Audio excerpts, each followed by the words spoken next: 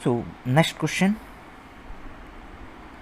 a metal wire is bent in a circle of radius 10 cm. It is given a charge of 200 microcoulomb spreads on it uniformly. Calculate electric potential at its center. ये बहुत simple question है.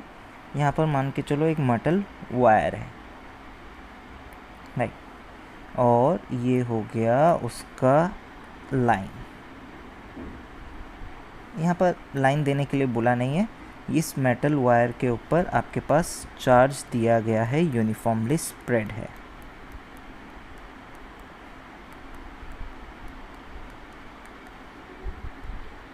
Uniformly spread है और आपको बोला है centre में क्या निकालने के लिए, सेंटर ओ में फील्ड निकालने के लिए, और इसका रेडियस एक आर मैं एज्यूम कर लेता हूँ. Total charge Q.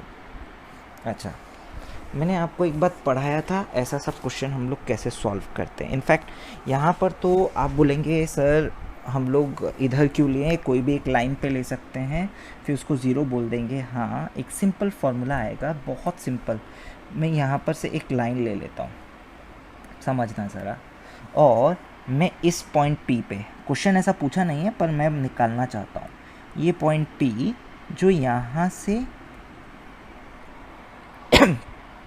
x distance की दूरी पे है, यहाँ पर क्या निकालना चाहता हूँ मैं, पोटेंशियल निकालना चाहता हूँ एट पॉइंट पी पे. अच्छा, अब जो बोल रहा हूँ ध्यान से समझना. हम लोग कुछ स्टेप्स पढ़े थे जब हम लोग क्या किए थे, इस तरीके का फील्ड या फोर्स निकालने के लिए मैंने आपको पढ़ाया था, कुछ स्टेप्स बताया था, और वो स्टेप्स आज फिर से रिपीट होगा, राइट. लेट्स सी दो स्टेप्स फर्स्ट. सी स्टेप्स मैंने पढ़ाया था क्या, select an element whose formula for E is known. See यहाँ पर ई की जगह पे मैं बोलूँगा V is known. Find the data related to the element for calculating E due to element. मैं यहाँ बोलूँगा V due to element. Find V due to element. ख़त्म. तो आपके पास integration is scalar addition, E is vector quantity. ये हमको required नहीं होगा बिकॉज आपके पास potential is a vector quantity, right. तो हम ये वाला स्टेप्स वापस से रिपीट करते हैं. Let's see. तो सबसे पहले select an element whose formula for potential is known. हमको पोटेंशियल का फार्मूला मैंने आपको जैसे कि बताया था किस किस का पता है.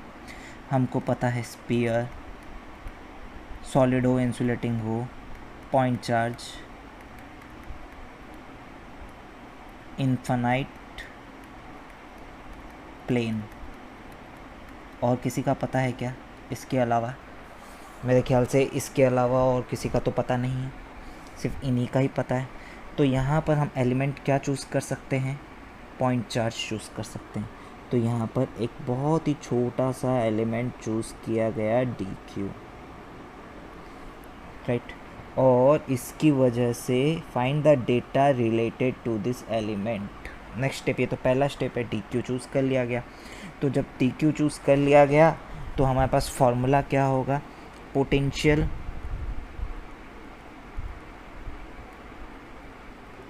ड्यू टू एलिमेंट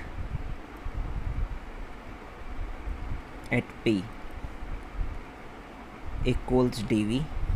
बहुत ही छोटा पोटेंशियल होगा और इसकी वैल्यू पी पॉइंट पे देखो, क्योंकि पोटेंशियल एक स्केलर क्वांटिटी है तो कोई इशू है नहीं अपने पास. तो इसकी वैल्यू हमको निकालनी है. फॉर्मूला क्या है, पहले ये x है, ये r है, तो ये वाला डिस्टेंस क्या है, r square plus X square का अंडर रूट. अब फॉर्मूला देखो क्या हो जाएगा, डी का फॉर्मूला हो गया 1/4πε0 D Q by under root R square plus X square. ख़त्म. ये हो गया डी.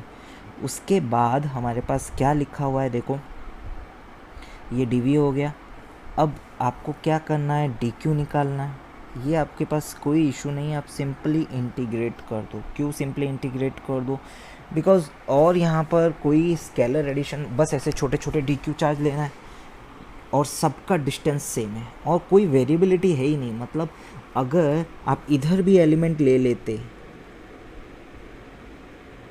डी क्यू, तब भी इसको ज्वाइन करते बच्चों, ये एक कोण है, वैल्यू तब भी क्या आती, सेम ही आती. ये बात आपको शायद पता है। ये भी एलिमेंट ले लो, डिस्टेंस देख लो, सेम ही आती, यहाँ कोई वेरिएबिलिटी है ही नहीं। सिंपली इंटीग्रेट करना है, तो सिंपली अगर इंटीग्रेट करेंगे v equals 1/4πε0 q by √r² plus x² आ जाएगा। अब आपको कहाँ निकालने के लिए पूछा गया है? देखो ये बहुत सिंपल है, इसमें और कुछ है ही नहीं। सिंपल इंटीग्रेट किया, dv का v है, dq का q है। ना यहाँ पर आपको क्या पूछा है? Calculate electric potential at its centre. Centre का मतलब सेंटर इम्प्लाइज x इक्वल्स 0। बस x को 0 पुट करो, v डालने का है, v डाला, फॉर्मूला हो रहा है 1/4πε0 q बाय r। सेंटर पे वैल्यू डालो, 9 × 10⁻⁹, q की जगह पे 200 × 10⁻⁻6 बाय r। 10 सेंटीमीटर है, 10 × 10⁻⁻2। ये आपके पास पूरा डेटा आ गया, राइट। सिंपल क्वेश्चन था। नेक्स्ट देखते हैं।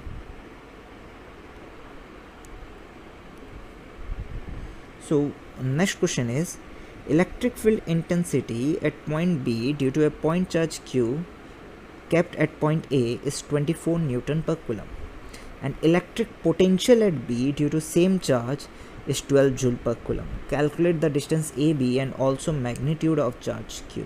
अच्छा, अब ये फॉर्मूले से हमको समझ में आ जाएगा। बोला है कि there is a point charge Q, right, kept at point A, और ये है आपके पास point B at a distance of certain distance D ले लेते हैं, राइट। सो ये जो डिस्टेंस D पे, बिकॉज इलेक्ट्रिक फील्ड जो हमको निकालने के लिए बोला है, डेटा में गिवन है electric field at point B equals 24 Newton पर कूलम, एंड उसके बाद आपको बोला गया है potential at point B equals 12 joule per coulomb, या वोल्ट बोल सकते हैं, जूल पर कूलम तो आप समझ ही गए होंगे। क्यों? Because potential is given by work done by per unit charge, तो जूल पर कूलम, राइट।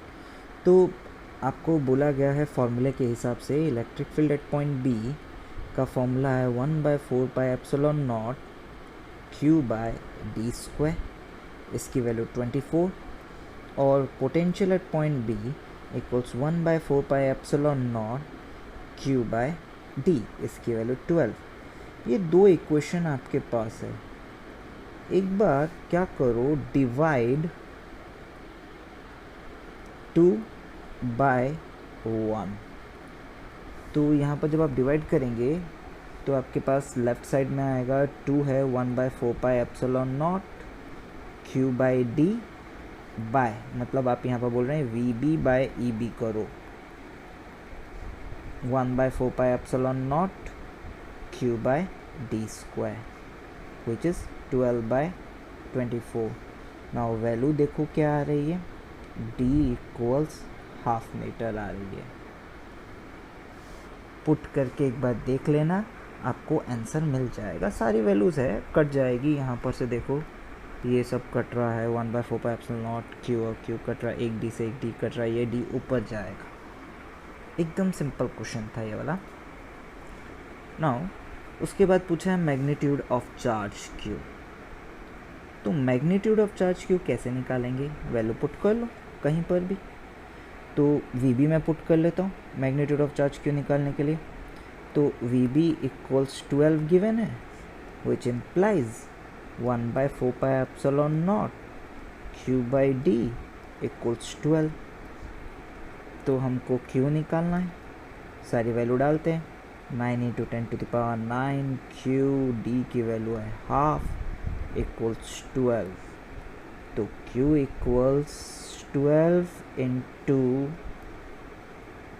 12/9 × 2 ऊपर हो जाएगा 10⁻⁻9। तो ये हो जाएगा 6 2 = 12, 6 3 = 18, that is 2/3 nano coulomb. So next question is calculate the electric potential at the center of a square of side root 2 meter having charges 100 microcoulomb, minus 50 microcoulomb, 20 microcoulomb and minus 60 microcoulomb at 4 corners of the square. अच्छा देखो, अब आपको क्या निकालने के लिए बोला है? इलेक्ट्रिक पोटेंशियल निकालने के लिए बोला है। तो ये आपके पास एक स्क्वायर है और जिसका साइड, पहले स्क्वायर के बारे में पूरा डेटा, स्क्वायर का साइड आपके पास कितना गिवन है? √2 मीटर गिवन है, राइट।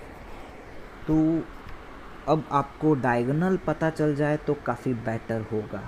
क्यों डायगोनल पता चल जाने से बेटर होगा? बिकॉज सेंटर पे निकालना है हमको। तो डायगोनल का लेंथ कितना हो जाएगा? ये √2 मीटर है, ये √2 मीटर है। मेरे ख्याल से डायगोनल का लेंथ कितना हो जाएगा? √2 का स्क्वायर, √2 का स्क्वायर, तो ये 2 हो जाएगा और आपको मिल गया ये सेंटर O। तो ये डायगोनल की लेंथ आपके पास हो जाएगी 2 मीटर। चलो, तो ये वाले पॉइंट्स आप देखेंगे, ये वाले पॉइंट पे आपके पास चार्ज है 100 माइक्रोकूलम, यहाँ पर है -50 माइक्रोकूलम, ये आपके पास है 20 माइक्रोकूलम और ये आपके पास है -60 माइक्रोकूलम, राइट। तो सबकी वजह से अब यहाँ पर अगर मैं सारे इसके नेमिंग कर दूँ, सबकी नेमिंग कर दूँ, ये हो जाएगी A, B, C and D। तो अगर सभी पॉइंट को अगर आप ज्वाइन करके देखें, राइट, तो OA, OB, OC and OD equal है और उसकी वैल्यू है OA equals OB equals OC equals OD equals 1 metre. Now potential आपको क्या बोला है? सेंटर पे निकालने के लिए बोला है। तो potential at O equals potential due to A plus potential due to B plus potential due to C plus potential due to D। Values डालते हैं। 1/4 pi epsilon naught QA by OA plus 1/4 pi epsilon naught QB by OB plus 1/4 pi epsilon naught QC by OC plus 1/4 pi epsilon naught QD by OD। तो 1/4 pi epsilon not को अपन common ले लिए हैं, QA, QB, QC, QD and OA, OB, OC, OD तो 1 है। QA पे 100 microcoulomb, OA की value 1, QB की वैल्यू क्या है? -50 माइक्रोकूलम, दैट इज -50 × 10⁻⁶। OB की वैल्यू 1। QC की वैल्यू 20 माइक्रोकूलम, 20 × 10⁻⁶/1 एंड QD की वैल्यू -60 माइक्रोकूलम। तो -60 माइक्रोकूलम के लिए -60 × 10⁻⁶/1। तो यहाँ पर आपके पास क्या हो जाएगा? वैल्यू खाली देख लो, 1/4 pi epsilon not 9 × 10⁹ into 10⁻⁶ common आया बाहर, अंदर में देख लो 100 प्लस 20 -50 -60, तो आंसर आ जाएगा 10। तो 9 × 10⁻10 9 × 10⁻⁶ इंटू 10, तो हो जाएगा 9 × 10⁴ वोल्ट जूल पर कूलम, या जो भी आपको सही लगे वो बोलो। Now next question is an infinite number of charges each equal to Q are placed along x-axis at x equals 1, 2, 4 and so on. Find the potential at the point x equals 0 due to this set। देखो 1 है, 2 है, 4 है, मतलब 1 square 2 1 2 4, मतलब ये data हमको समझने का है। Find the potential at x equals to 0 due to this set of charges. What will be the potential if in above set the consecutive charges have opposite sign? अच्छा, यहाँ पर 3 लिखना भूल गया है। तो मे बी वो 3 लिखना भूल गया होगा, हम लोग देख लेते हैं। नंबर लाइन एक बना लेते हैं या एक्सेस एक बना लेते हैं, राइट। तो यहाँ पर हमारे पास क्या है, एक चार्ज है, ये सॉरी यहाँ से स्टार्ट नहीं हो रहा है, स्टार्ट हो रहा है आपके पास find the potential at x equals 0। तो यहाँ ये 0 ले लो, चार्जेस कहाँ कहाँ पर है वो पुट करते हैं, x इक्वल्स 1, फिर 2, 3, 4, 5, 6 and so on, an infinite number of charges each equals q। ये सारे q है, राइट। तो मैं अभी टोटल पोटेंशियल एट O लिखने जा रहा हूँ, ध्यान से समझना, ये तुम समझ सकते हो। Total potential at O is 1/4 pi epsilon not. देखो q डिस्टेंस बिटवीन दिस 1, सब में कॉमन आएगा वही 1/4 pi epsilon not, q/2, q/3, q/4 and so on, सारा ऐसे चलता रहेगा, राइट। तो आपके पास यहाँ पर वैल्यू बन जाएगी 1, 2, 3, यहाँ पर q कॉमन आ जाएगा 1/4 पाई एप्सिलॉन नॉट। अच्छा, इधर q भी कॉमन आ जाएगा, बचेगा 1/1 plus 1/2 plus 1/3 plus 1/4 and so on. देखो ये एक हार्मोनिक प्रोग्रेशन बना, इसका हमको पता नहीं है, इसका हमको बिल्कुल भी आइडिया नहीं है कि इसका सम क्या होगा, इसका कोई फॉर्मूला होता नहीं है, राइट। तो ये एक हार्मोनिक प्रोग्रेशन बना। अच्छा, जैसा हमको क्वेश्चन दिया है यहाँ पर, अगर हम लोग मिस्टेक ना करें, बोला है 1, 2 एंड 4 बोला है, इसका मतलब चार्ज कहाँ पर रखा है, 1 पे रखा है, 2 पे रखा है, 3 पे चार्ज कोई नहीं है, 4 पे रखा है, 5 नहीं है, 6 नहीं है, समझना कहाँ पर है। फिर बोला है 7, फिर एक चार्ज रखा है 8 पे, ऐसा है। मतलब अगर हम लोग ये वाला पार्ट का करें, ये वाला पार्ट का हो जाएगा, that is 1/4 pi epsilon not, charge ऐसे रखे गए हैं 1 q/1 plus q/2 plus q/8, q/4 plus q/8 and so on. ये आपका एक, देखो ये इस प्रोग्रेशन को बोलते हैं हम लोग हार्मोनिक प्रोग्रेशन, ये प्रोग्रेशन को हम लोग बोलते हैं ज्योमेट्रिक प्रोग्रेशन, और एरिथमेटिक प्रोग्रेशन आप पढ़े हुए हैं, right. How this is called geometric progression, आपको बताता हूँ। ज्योमेट्रिक प्रोग्रेशन का मतलब क्या होता है, अगर आपके पास पहला टर्म a है या दूसरा टर्म क्या होगा, अगर पहला टर्म a है, there must be a common multiplier. दूसरा टर्म आपके पास क्या होगा, लेट इट बी AP या AR। तीसरा टर्म होगा आपके पास AR², चौथा होगा AR³, पांचवा होगा AR4। Means there is always a common multiplier, R is a common multiplier. तो इसको हम लोग क्या बोलते हैं, फिर GP बोलते हैं। नाउ सम ऑफ GP आप लोग पढ़े होंगे, सम ऑफ GP का फॉर्मूला है A 1 - R to the power n divided by 1 - R if R is less than 1, and A R to the power n - 1 divided by R - 1 if R is greater than 1, and formula is A 1 - R if R is less than 1 and n equals infinite। ऐसा चीज़ आप पढ़े होंगे। तो ये GP है और ये infinite GP है, तो मतलब हमारे केस में ये लास्ट वाला पार्ट यूज़ होगा।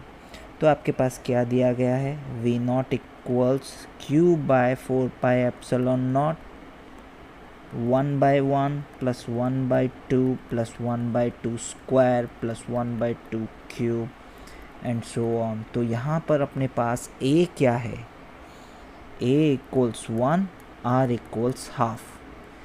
अब इन्फानाइट टर्म है तो सम क्या हो जाएगा उसका, अब आप देख लो, इसका सम खाली मैं निकाल के आपको बताता हूँ। इसका सम हो जाएगा 1 डिवाइडेड बाय 1 माइनस हाफ, 2 हो जाएगा इसका टोटल सम। अगर इन्फानाइट इसका सम करोगे, टोटल सम अप्रोचेस टू 2, तो q into 2 divided by 4 pi epsilon not, ये आपके पास आंसर आएगा। हाँ, आपके पास जो सेकंड बिट पूछा है, what will be the potential if in above set of consecutive charges have opposite sign, इसका मतलब q पॉजिटिव है, ये माइनस q, फिर plus q minus q and so on. अब यहाँ पर कॉमन मल्टीप्लायर देखो क्या है। अगर सेकंड केस में, केस 2 में मैं निकालूँ पोटेंशियल एट O, यहाँ कॉमन मल्टीप्लाई क्या होगा देखो, 1/4 पाई एप्सिलॉन नॉट। पहला वाला है q/1, दूसरा वाला है माइनस q/2, फिर क्या होगा प्लस q/4, ये हो जाएगा minus q/8 and so on. इसका मतलब आप बोलेंगे q/4 pi epsilon not 1 minus half plus 1/2 square minus 1/2 cube and so on. अब आप देखो यहाँ पर a की वैल्यू 1 है एंड r की value minus half, it is not plus half, minus half, check करो, राइट। तो यहाँ पर v0 की वैल्यू क्या हो जाएगी, सॉरी v0 तो बाद में निकालेंगे, सबसे पहले ये सम निकालेंगे। यहाँ सम की वैल्यू क्या हो जाएगी, s इक्व, यहाँ पर a की value 1 divided by 1 minus of minus half, that is 2/3। तो v0 की वैल्यू हो जाएगी 2q 3/4 पाई एप्सिलॉन नॉट। मतलब पहले केस में 2q था, इधर 2/3 हो जाएगा अगर आपके पास ऐसे कंसेक्यूटिव चार्जेस रखेंगे तो, राइट। तो क्वेश्चन अपने पास सही था, हम लोग ऐसा वाला पार्ट नहीं लेंगे।